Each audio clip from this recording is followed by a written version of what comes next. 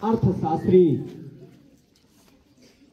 माननीय डॉक्टर भीमराव अंबेडकर जी की जयंती के अवसर पर यहाँ पर उपस्थित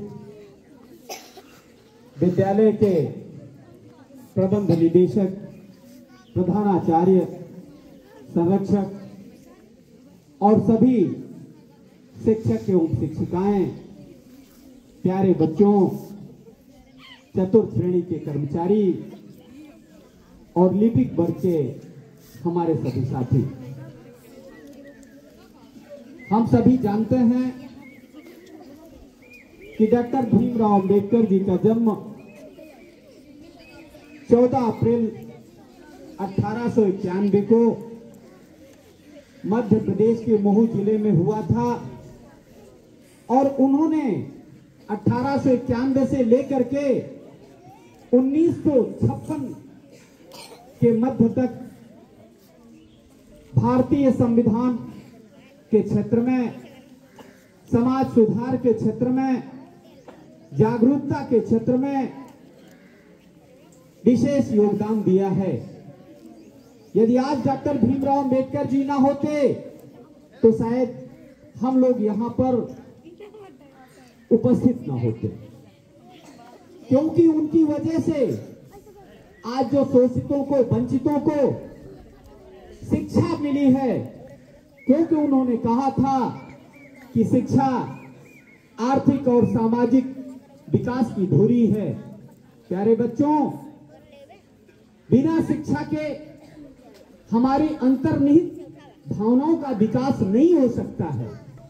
सबके मन में कोई ना कोई भावना होती है, सबके अंदर अंतर्निहित भावनाएं होती हैं, लेकिन उन भावनाओं को निखारने की जरूरत होती है और उनको निखारा किसके द्वारा हो जाता है? शिक्षा के द्वारा। तो शिक्षा आर्थिक और सामाजिक विकास की एक धुरी है। बिना शिक्षा के ना हमारा आर्थिक विकास हो सकता है, ना सामाजिक विकास हो सकता है, ना राजनीतिक विकास हो सकता है। उन्होंने ये भी कहा कि अगर एक व्यक्ति की शिक्षा सिर्फ एक व्यक्ति की शिक्षा होती है, लेकिन एक महिला की शिक्षा पूरे परिवार की शिक्षा होती है। एक महिला जागरूक होती है, शिक्षित होती है, तो उससे पूरा परिवार शिक्षित होता है और उन्हीं की वजह से हम आप सबको मौलिक अधिकार प्राप्त हुआ है। मौलिक अधिकार जानते हैं सब लोग? नहीं जानते हैं? मौलिक अधिकार, फंडामेंटल राइट्स जिनको कहा जाता है, जो हमारे जीवन के विकास के लिए अपरिहार्य हैं, हम उनके बिना अपना विकास नहीं कर सकते हैं।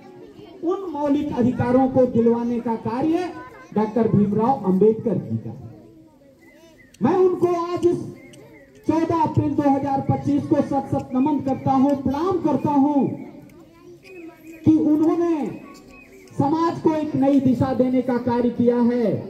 जो शोषित और वंचित थे, जो भेदभाव आधारित शिक्षा प्राप्त हो रही थी ब्रिटिश काल में, उसको समाप्त करवाने का कार्य किया है डॉक्टर भीमराव अंबेडकर जी ने। संविधान बनाया डॉक्टर भीमराव अंबेडकर जी ने। हम सबको मौलिक अधिकार दिया डॉक्टर भीमराव अंबेडकर जी ने। और अंत में उन्होंने संवैधानिक उपचारों का अधिकार देकर के हमको लड़ाई लड़ने के लिए, अपने अधिकारों के हनन के परिणाम स्वरूप अदालत जाने के लिए पूर्ण रूप से स्वतंत्र किया। उन्होंने स्वतंत्रता दिलाई, उन्होंने समानता दिलाई, उन्होंने शिक्षा का अधिकार हमें दिलाया, शोषण के विरुद्ध अधिकार हमें दिलाया, धार्मिक स्वतंत्रता का अधिकार उन्होंने दिलाया, संवैधानिक उपचारों का अधिकार उन्होंने दिलाया। तो आज हम कल्पना नहीं कर सकते थे जिन स्थितियों में आज हैं, उन सब की देन डॉक्टर भीमराव अंबेडकर जी को जाता है। तो एक प्रकार से हमारे वो मुखिया को क्या कहा जाता है परिवार के? जानते हैं? परिवार का जो मुखिया होता है, गार्जियन नहीं जानते हैं? तो हमारे सबके गार्जियन रहे हैं, सबके मुखिया रहे हैं। क्यों? कि अगर वो ना होते तो आज भारतीय संविधान ना होता, और भारतीय संविधान ना होता तो संविधान में जो अनुच्छेद बनाए गए हैं, जो धाराएं बनाई गई हैं, जो धाराएं बनाई गई हैं, वो डॉक्टर भीमराव अंबेडकर जी की देन है, जिनकी वजह से आज हम स्वतंत्र और अमन और चैन के साथ सांस ले रहे हैं, स्वतंत्र वातावरण में सांस ले रहे हैं। नहीं तो हम सब ब्रिटिश हुकूमत के अधीन थे, और जब संविधान बना 2 वर्ष 11 महीने और 18 दिन में बन करके हमारा संविधान तैयार हुआ। संविधान की प्रारूप समिति के अध्यक्ष डॉक्टर भीमराव अंबेडकर जी थे।